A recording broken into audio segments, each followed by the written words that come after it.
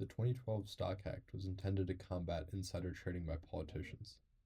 While it doesn't ban trading by members of Congress, it is meant to give closer oversight and provides regulations for how trades must be reported. The House Ethics Committee is in charge of enforcing the Stock Act and penalizing members of Congress who fail to meet disclosure requirements. However, despite frequent violations, they rarely assess any penalties, and Ethics Committee members often break the law themselves. We recently investigated this closer and found 4 members of the current Ethics Committee who have violated the Stock Act. First is Representative John Rutherford, a Republican from Florida, who has been the most egregious offender, with over 150 trades that have violated the Stock Act. Many of these happened in 2017, where he made a flurry of trades in July and then waited over a year to disclose them. The Stock Act requires members of Congress to file transaction disclosures within 45 days of making a trade. However, as seen here, this rule is often violated with no penalty.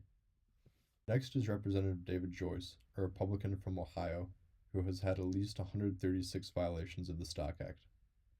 Around half of these violations occurred in 2019, and the most recent was a 2020 sale of IWM that he waited over a year to disclose.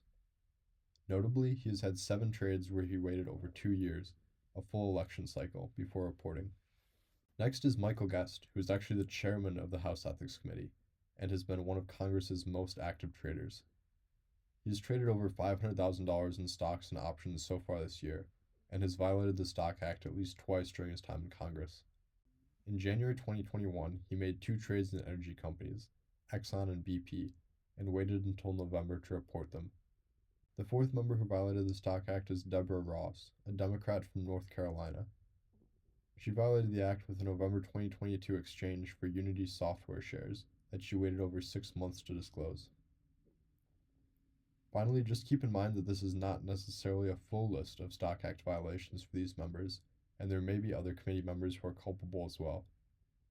Due to the practically non-existent enforcement of the Stock Act, it's entirely possible that some members have completely foregone reporting trades instead of reporting them late. As always, you can follow us on Twitter for more insights from congressional trading data, and check out quiverquant.com to track congressional stock trading in real time.